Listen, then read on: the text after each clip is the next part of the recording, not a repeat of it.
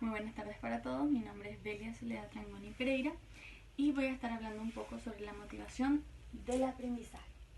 Motivación es la acción o razón de incentivar al alumno a la realización de alguna actividad o para alcanzar una meta. Existen dos tipos de motivaciones, que es la motivación positiva y la motivación negativa. La motivación positiva abarca el aliento, el incentivo al estudiante y se subdivide otra vez en dos partes, que es intrínseca y extrínseca. Hablamos de intrínseca cuando el estudiante le gusta la materia o asignatura, ya sea porque le parezca interesante o porque le es más fácil entender y eso. Y hablamos de extrínseca cuando el estudiante estudia por obligación o por necesidad. Por ejemplo, cuando necesita un promedio de notas para pasar el semestre o cuando tiene que pasar sí o sí el año. Hablamos de motivación negativa cuando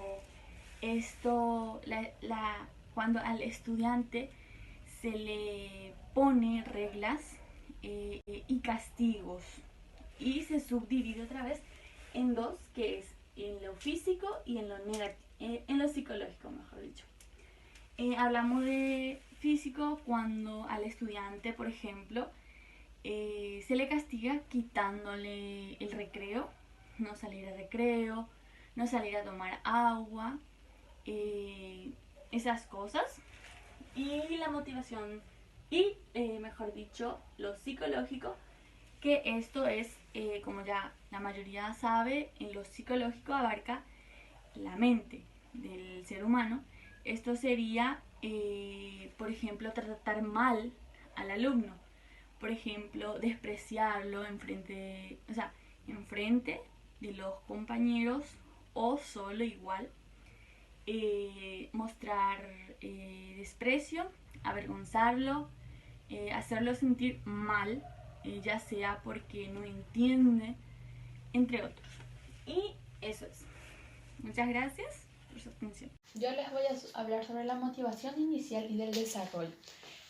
La motivación es un proceso unitario. Uno de los aspectos más relevantes de la motivación es llegar a un comportamiento determinado y persistente del alumno y que ese comportamiento tenga que ver con su futuro.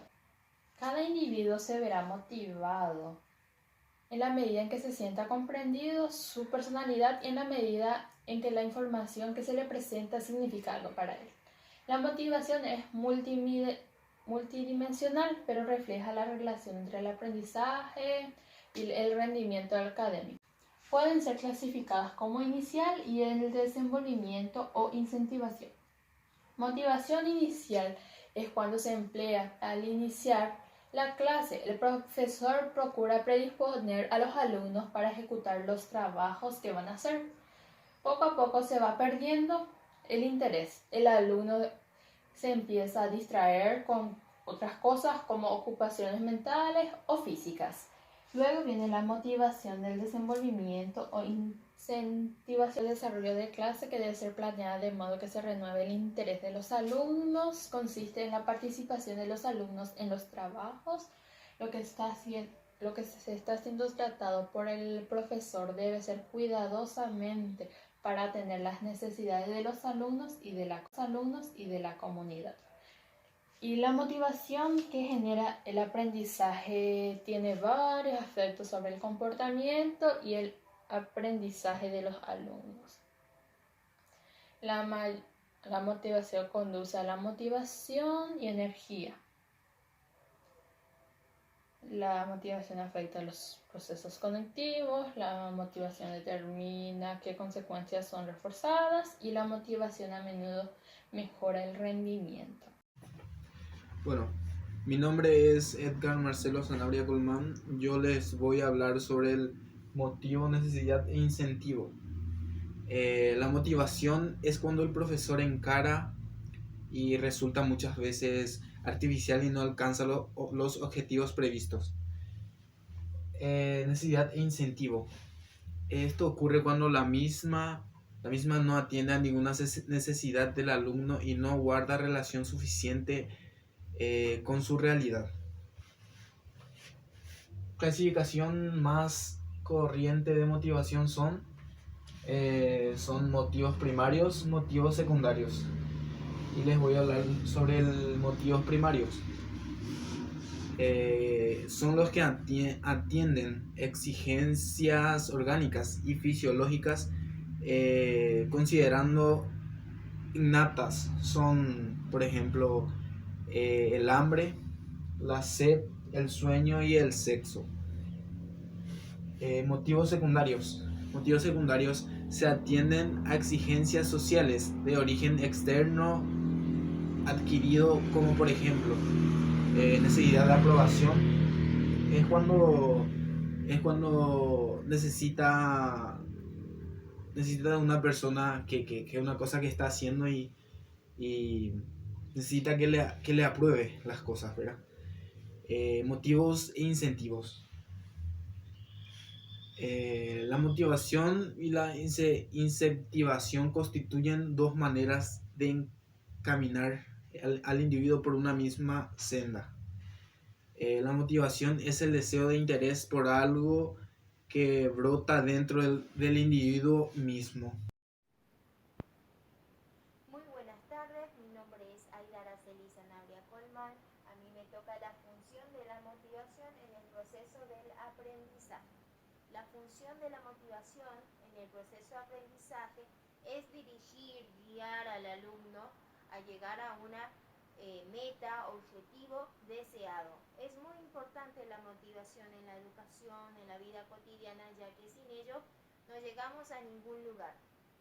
La motivación del alumno presenta tres funciones distintas, que sería la motivación inicial, es cuando el docente presenta al estudiante el contenido de aprendizaje e informarlos sobre los objetivos deseados. Ensayo de aprendizaje, esto sí que es cuando nos ayuda a entender la importancia de hacer estrategias para que los alumnos se desarrollen adecuadamente. Rendimiento final. Esto sí que la mayoría de las veces lo recibimos, por ejemplo, recibir las calificaciones. La evolución de la motivación, que sería la psicología de la voluntad.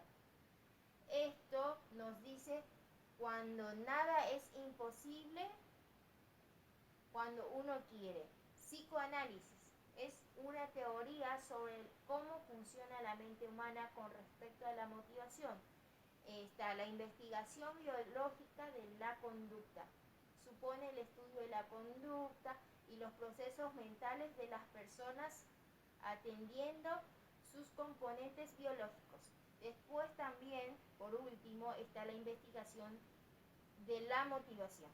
Es explicar cuál es la razón por la que las personas se comportan de tal manera. Muchas gracias. Hola, yo soy Ricardo Iván Barrios y a mí me toca hablar sobre las fases de la motivación.